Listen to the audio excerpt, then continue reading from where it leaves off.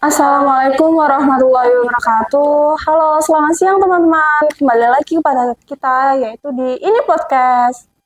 Dengan saya Nazla dan ini rekan saya Syakira. Halo. Wah, kita kedatangan tamu spesial nih. Tamu dari mana ya kira-kira? Ini tamu dari SMK Diponegoro Karanganyar, salah satu siswa berprestasi di sekolah ini. Wah, perkenalkan dong kakak. Halo semua, perkenalkan nama saya Itara. Saya dari kelas 12 ATPH. Ya. Wah, kakak ini lagi PKL ya? Iya, saya lagi PKL 2 minggu lagi saya udah kelar PKL-nya. PKL di mana kak? Di KBK Keropeng. Kalau boleh tahu, Kak Itara ini jurusan apa ya di SMK Diponegoro? Jurusan saya AT atau Agribisnis Tanaman. Oh, kalau boleh tahu, di jurusan itu dipelajari apa aja? Berbagai tentang seputar pertanian, juga kita diajarin beragribisnis. Oke. Kakak ini berprestasi di bidang apa sih? Saya berprestasi di bidang menulis. Kalau boleh tahu, Kak Itara menulisnya apa? Kayak novel atau cerpen gitu? Kalau saya lebih suka menulis novel. Saya juga terkadang menulis puisi juga. Terinspirasi dari siapa sih Kak Itara ini? Dulu saya terinspirasi dari cerita Dear Nathan, karya Rizka Febriani. Kalau boleh tahu, menurut Kak Itara bagian tersulit dalam menulis itu apa? Bagian tersulit itu ketika saya mengalami writer block. Jadi itu ketika saya udah nggak bisa mikir alurnya lagi mau gimana gitu. Wah, sulit juga. Iya, jadi kayak saya menulis terus saya udah bingung, aduh ini alurnya mau gimana lagi gitu. Kak, gimana sih bikin cerita yang bisa buat para penontonnya itu penasaran sama cerita kita? Kalau itu mungkin kita harus cari alur cerita yang nggak pasaran. Jadi kita bikin idenya itu yang beda dari yang lain. Terus juga biasanya kalau saya upload di Wattpad, itu tergantung sama covernya. Pembaca itu lebih tertarik sama cover. Karena kalau covernya bagus, pasti mereka ngiranya ceritanya bagus. Sama juga sama sinopsis yang ada di situ. Kalau boleh tahu, menurut Kak Itara, saran apa yang harus dilakuin oleh penulis pemula?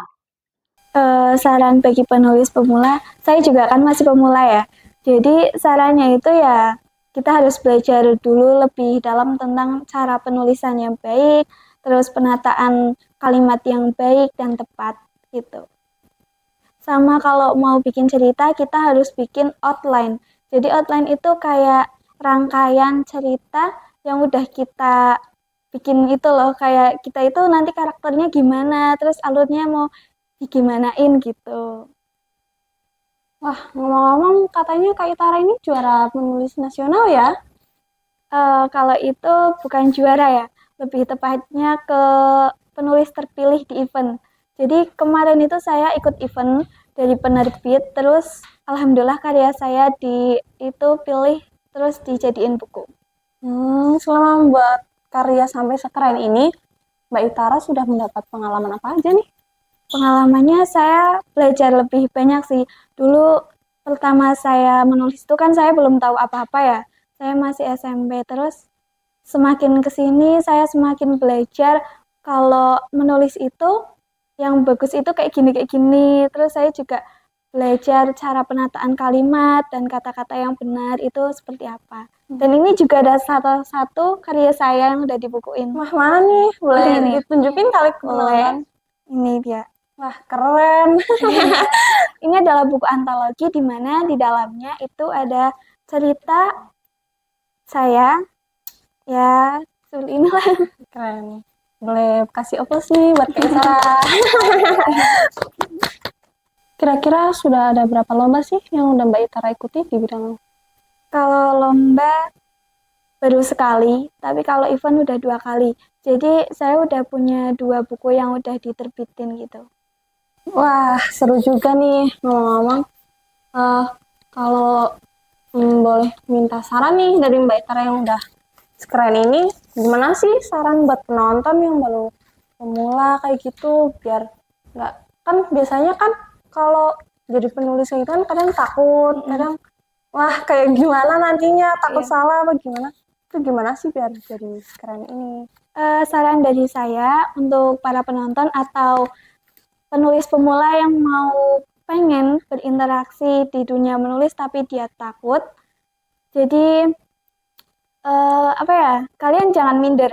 Kalian jangan minder sama apa yang kalian tulis. Kalau kalian punya ide, silahkan tuangkan. Terus kalian bikin sekeren mungkin, sebaik mungkin. Kalian percaya diri buat upload karya kalian. Dan mungkin kalau kita baca cerita orang lain, kita langsung kayak minder kepikiran kayak, aduh ceritaku nggak sekeren itu ya. Jangan kepikiran seperti itu, karena kita bikin cerita itu kayak apa ya, kalau kita mau itu sebaik mungkin ya kita harus percaya diri. Terus kita harus yakin sama diri kita sendiri, itu adalah kuncinya. Oke.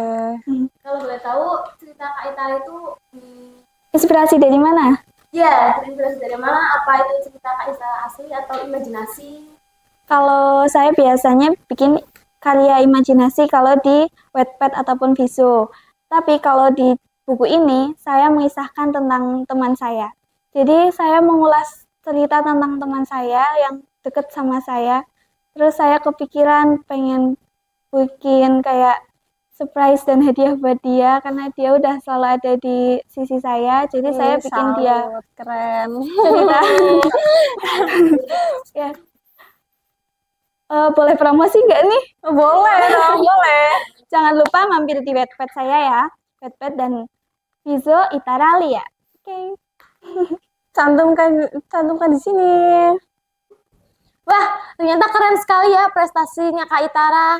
Ditunggu karya-karya selanjutnya ya Kak. Oke. Dan sebelumnya terima kasih Kak Itara udah mau mampir di ini podcast. Tepuk tangan dulu dong Kak Itara. Terima kasih. Dan untuk penonton, jangan lupa saksikan episode-episode selanjutnya karena kita akan mengundang siswa-siswi berprestasi yang lain. Dan jangan lupa like, comment, dan subscribe channel ini ya. Tetap di Ini Podcast. Dah. Wassalamualaikum warahmatullahi wabarakatuh.